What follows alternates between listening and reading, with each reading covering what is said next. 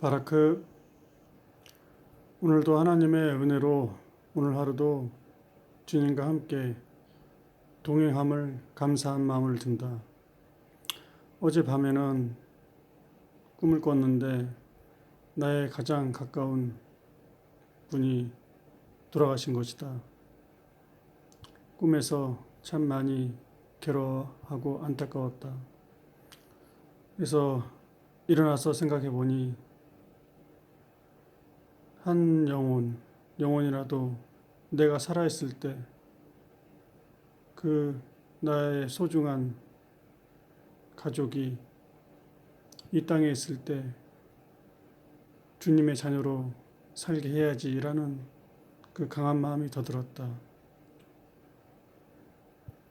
그래서 그런지 오늘 저녁에는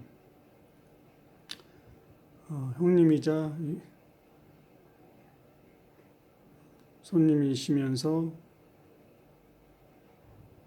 친한 이웃 사촌같이 지내는 형님이 오셨다. 그 형님은 전에 청년 때 신실하게 믿음의 생활을 하였다. 그런데 그 교회 목사와 어떤 부딪힘이 있었다. 그것은 헌금에 관한 문제였다. 헌금을 어떻게 보면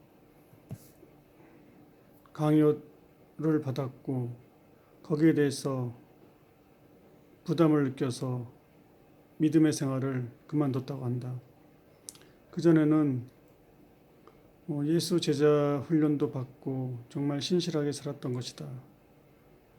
형님과의 이런 얘기는 몇 번 오가고 했지만 그 사이에 조금씩 다시 믿음의 생활로 돌아오라 얘기를 많이 한다. 근데 오늘은 조금 더 강하게 내가 형님한테 얘기했다. 예수께서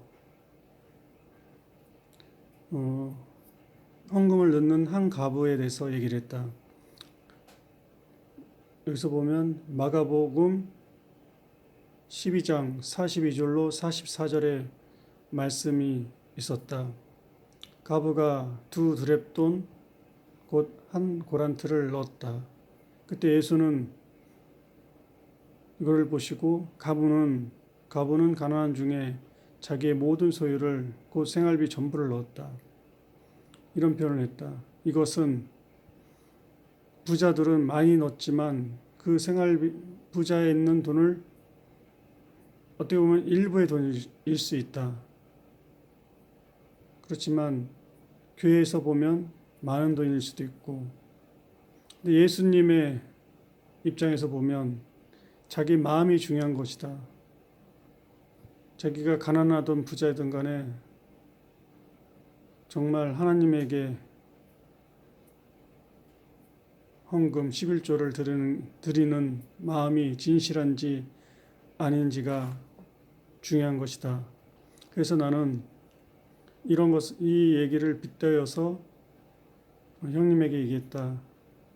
예수님은 그 가부의 마음을 본 것이다. 그러니 형님은 그때 그 상황에서 사단마귀, 즉 공중 잡은 그런 사단의 영으로부터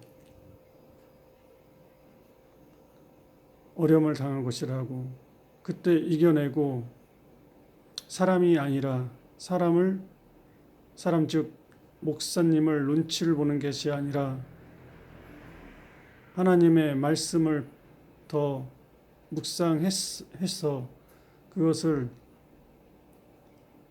사단의 이간질을 이겨냈어야 된다라고 제가 표현을 했다.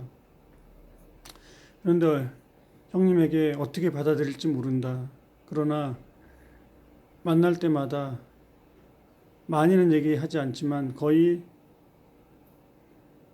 식사를 하고 거의 마지막 부분 한 5분 정도 교회 얘기를 한다.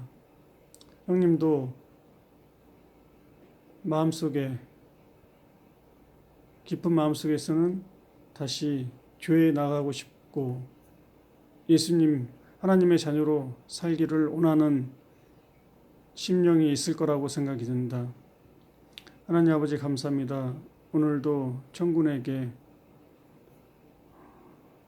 하나님의 마음을 하나님 말씀을 전달할 수 있는 은혜의 시간을 주셔서 감사합니다. 내 아는 형님이 주님의 자녀로 살아왔지만 사단마귀 귀신의 공격으로 인해서 어려움을 겪고 결국은 교회를 떠났습니다.